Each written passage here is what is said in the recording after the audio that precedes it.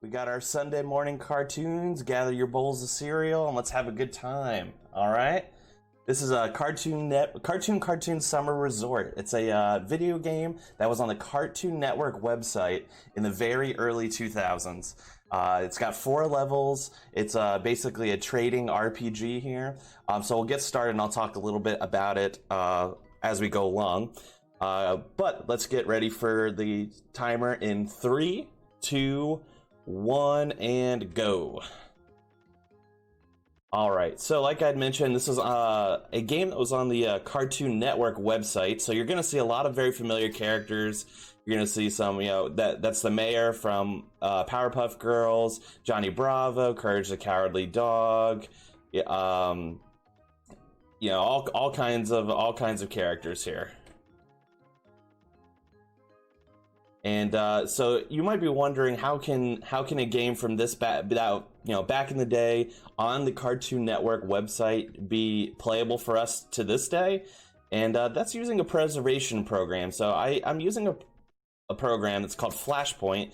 It's developed by Blue Maxima, and basically it was a preservation program for all these old Flash and Shockwave games. Think of games that you might have played on like Newgrounds or like old cartoon websites like Nickelodeon, Cartoon Network, things like that. And that's where you'll be able to play games like this because they've worked hard to just basically gather the code in order to make those games playable for the foreseeable future.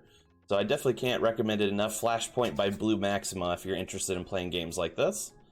But basically the premise is we're going to be gathering materials here, and we're just going to be talking to all kinds of different Cartoon Network characters as we swap items and make our way to solving problems that are happening on this island. The concept is we're on a resort with all of these Cartoon Network characters, and we're just trying to have a good summer, but there's going to be 4 distinct problems that we have that we're going to have to try and solve here. The first one, this episode 1, is called Pool Problems.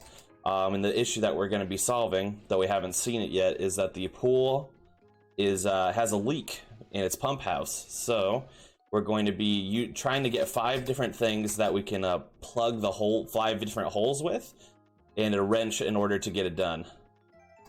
So we're going to be just working to grab all those materials needed. Each level. I love the sprites of the characters. Oh yeah, the sprites are really good. I hope you like the song because it's basically the only one that's in there for all of the levels. So get used to this, little loop that happens. Here's the first one of the only instances of RNG in the run is these ducks and how they behave. So I just wait for it to clear by so I can get the wrench down here, and then I'm gonna need an exit path. If they ever want to move up, all right, I'll just go up this way. That's fine.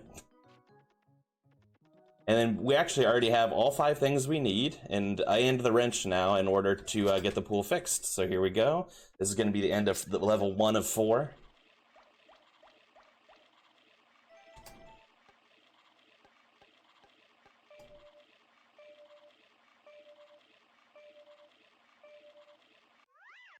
There's a little gap in between while we reset, and then here we are for level 2.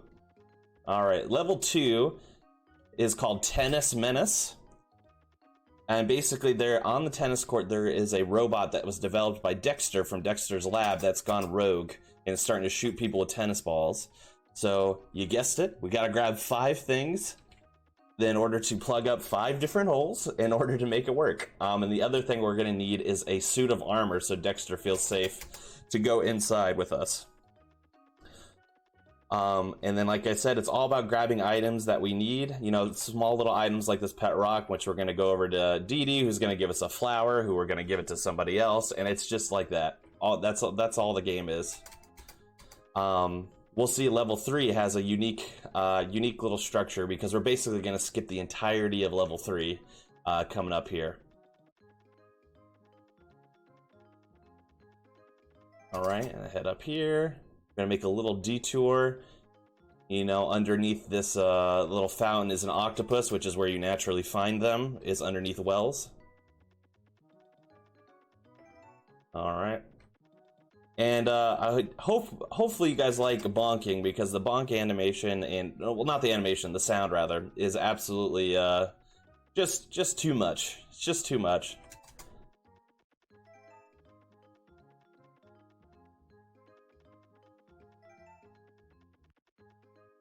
Another shout out here. This is a very fun game, and it has a lot of nostalgia for people. Whenever I run this game on my stream or put up YouTube videos and stuff like that, obviously one of the main questions I get all the time is that, you know, how do you play this game? You know, how are you able to run it? Which as I mentioned, we use the Blue Maxima developed program Flashpoint, but also people just want to know, you know, like this way here. They just want to know, you know how to play it, you know, the strategies and stuff like that, and it's very easy to pick up. So if you're somebody who's interested in running it, I couldn't recommend it enough. And I'm actually one of the only runners, surprisingly, of the game. So if you ever have any questions on not only how to play it, but like routes used and things like that, I'd be happy to answer them. Oops, here we go.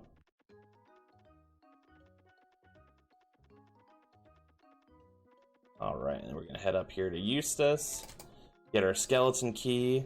All right, this is the single most annoying part of the run, which is crabs here. Now, crabs, if you touch them, they have warp points to random points on the map. Luckily, though, if you don't move, they can't touch you. And the warp points are set per crab, so it's not exactly RNG as to where you go. We actually want to touch that one now, because we want to get this turnip here. But if you accidentally hit a crab, it's just going to warp you to a random area of the map based on what crab you hit, and it just makes it adding time to the run that you don't need to add. Oops. As you can see, controls are very tight here, so it's very easy to kind of bonk and hit your way up. But we actually have all of the materials needed, so we're actually just going to make our way up to the tennis court in order to finish level 2 here. I did talk to... Yeah, okay, I just wanted to make sure I had enough of the materials needed.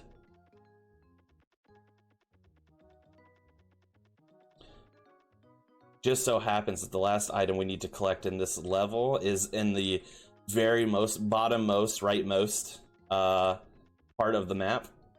But the tennis court is in the upper leftmost part, so we just have to go and cross the entire map, basically. Alright. Here's our tennis robot.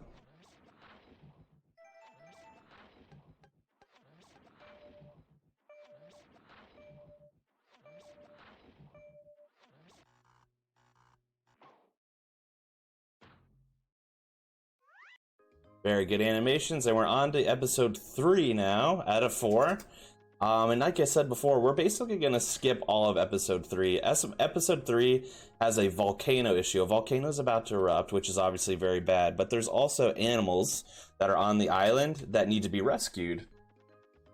And what is happening with that is normally we would have to grab these 5 animals and pair them up with the proper member on the island in order to, you know, it's based on their personality and their interests and stuff like that.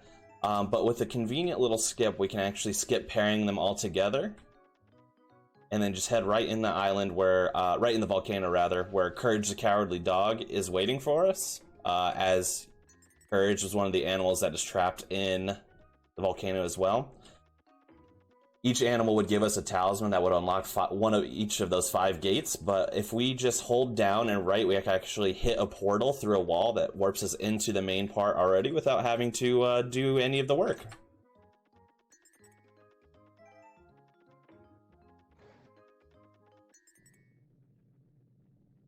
Alright, and that's level 3. And here's the last level, Disco Dilemma. Now, basically, as a end of summer kind of deal, everyone's throwing together a disco party. And the entire thing that we have to do is we have to get everybody to come, and we have to pair them off based on who they like, so they know who they want to dance with. Luckily, it's set every time, so we basically just have to work to get 5 of the boy characters and wanting to dance, because they all have some kind of like little problem they have, like, oh, I don't have the right clothes, or I'm not tall enough, or things like that, or I need a new wig, or things like that, just ridiculous things. And then after that, we just pair them off with their partners, and that's the end of the game. All right. Here's going to be soon coming up one of the last few instances of RNG. It's just Mojo Jojo here, and he likes to be a hassle. We do have to talk to him anyway, so we will talk to him there. We have to get by him to get the shovel, and then get by him again as fast as we can. And that went decently well. Oops, there we go. And we have to go up and around Bubbles. Sorry, Buttercup there. Forgetting my Powerpuff character names.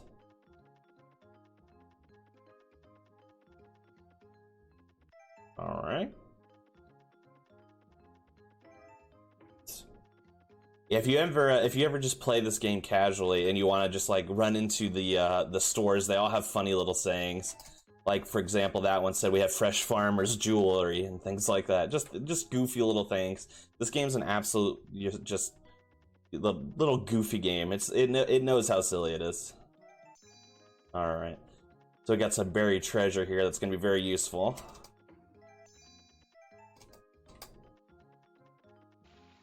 Like I said, it is a disco party, so we can't have a disco party without a disco ball.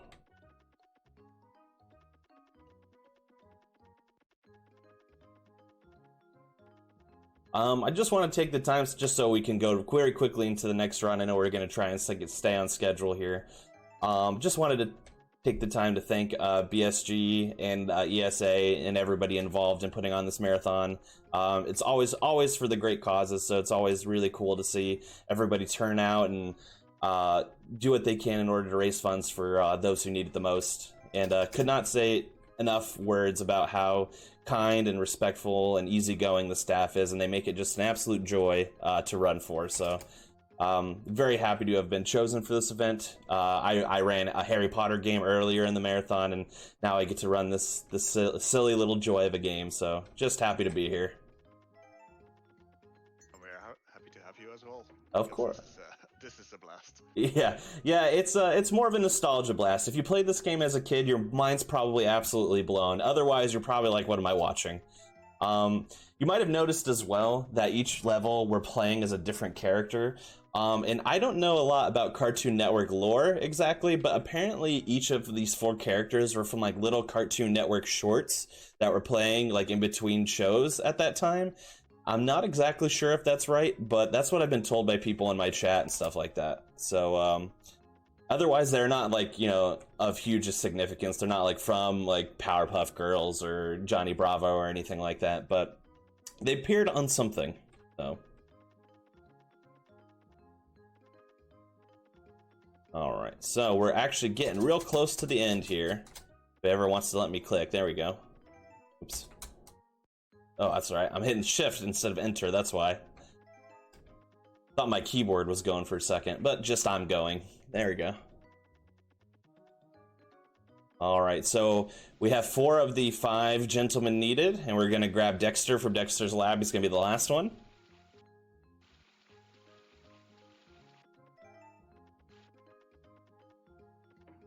All right, and then the last thing we need to do is head into the disco, select the proper pairings, and then it's gonna be time.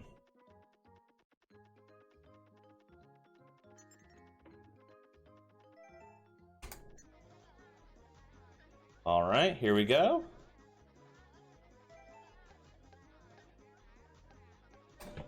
All right, get ready on time.